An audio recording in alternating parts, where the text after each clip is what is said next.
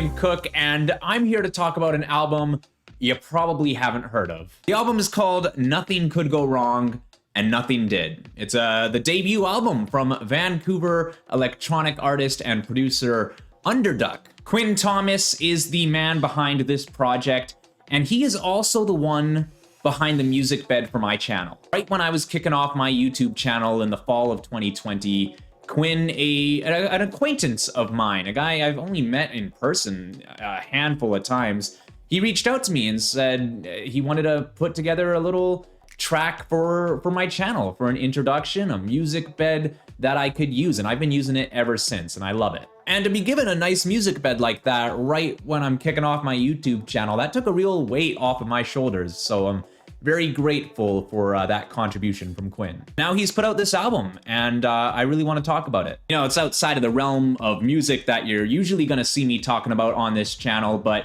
I had to give it some praise. Underduck has told me that he takes influence from Animal Collective, so if you know anything from Animal Collective, you can kind of get an idea of what you're getting into with this album. But for myself, as a guy who's never really connected much with Anco's music, I'm happy to find that this album has me more invested than really any album that I've listened to from the acclaimed Baltimore group. And sure, I'll own the bias. I know the guy. I'm giving the album more attention than I would if I didn't know him. But bias aside, I'm thinking that this is likely to be the most immersive listening experience of my year. The number one factor that keeps me so invested during this album's 47-minute runtime is the seamless flow from one song to the next. It is a non-stop musical experience. It blends one song into another, and if you're not paying close enough attention, you probably won't even notice the transitions. The songs can get pretty wonky, but the melodies are there. If you've heard me talk about music before, you know I'm a very melodically focused listener. I like my pretty basic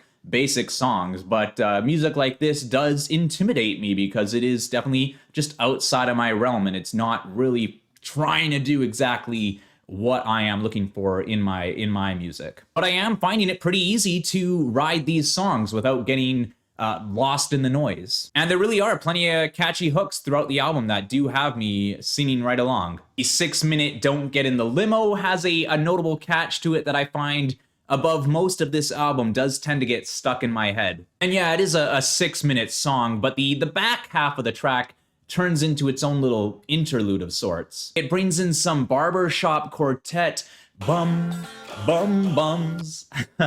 And they're a great example of some of the playful and inventive additions you'll find within these songs. This is truly an album to get lost in. I remember after my very first listen, I sent Quinn a message and I said, Quinn, this sounds like the perfect album for a psychedelic experience. And he said that he made it with that headspace in mind. And I was not at all surprised because it really is a trip of a listen. I almost don't look at it as a whole bunch of separate songs, but as just one full, I already mentioned the term, but musical experience. And that's part of the reason why I'm choosing to refrain from giving this album a rating. To determine an album rating, I rate each of the songs on a 4-point scale, but no, I decided I don't want to put any numbers on these songs. So this is just me sharing my thoughts on the album. I will not be putting a final rating on it. The pre-album single Bob Dylan is a standout. It contains the album's title within its catchy main refrain, but it's the following interlude track, Interloper, I want to pay some extra attention towards. The mood with this one strikes a bit of a nerve for me, a bit darker than what you get through most of the album, but it's so nice to hear some more feeling from Underduck. And he even shows a little more of his singing voice as opposed to the more kind of spoken delivery that we get throughout the chunk of the album. I do find Underduck to be more of a producer than a vocalist. So it is really nice to hear him actually bust out some singing, even though throughout the album he is including his vocals. But yeah, it is a little bit more centered towards the spoken word sound. So when you do hear him sort of bring in a bit more melody and a little bit more of that singing voice, it's refreshing. After Bob Dylan and Interloper, the mid-album stretch keeps things moving, but it's with Rubberband when we reach the the magnum opus of this album. On an album with a bunch of long songs, at nearly 8 minutes, this one is the album's longest track, but it uses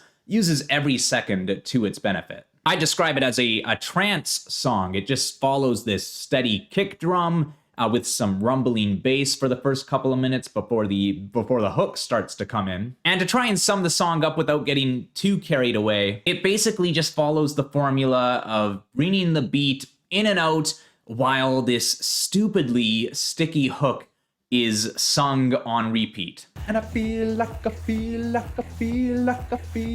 rubber band with all the stored man, night ride on a motorbike, bitch take you anywhere you like. Sit on them with the crew, and I'm chilling on the steps, and I feel like a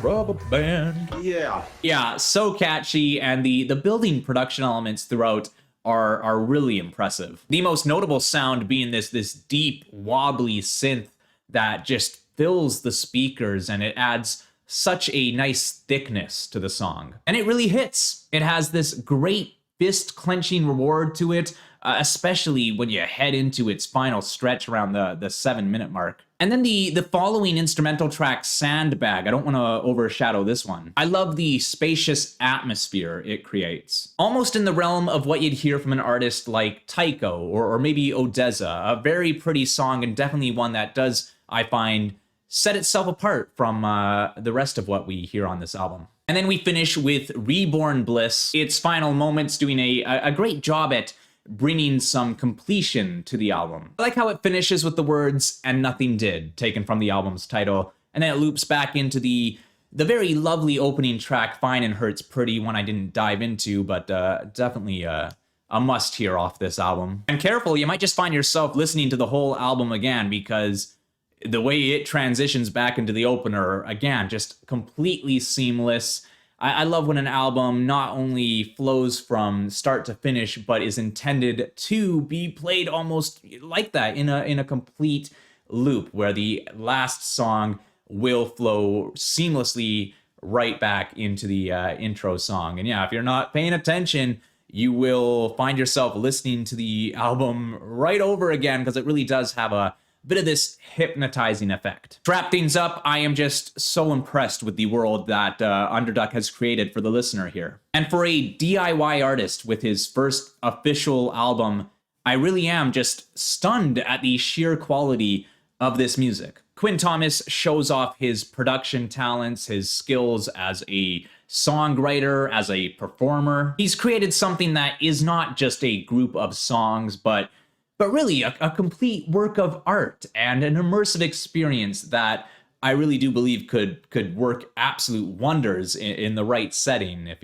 you know what I mean. I'll wrap it up there, but yeah, if you think this is something that you'd be interested in, I've linked the album in the description below, the Spotify link for it. Go give our boy Underduck some streams. This guy definitely deserves it. Underduck, thank you, and thank you for checking this out. I'd love a thumbs up if you like what you saw. Hit the subscribe for more alternative content, and leave your thoughts in the comments below. Love to chat. I'll see you next time.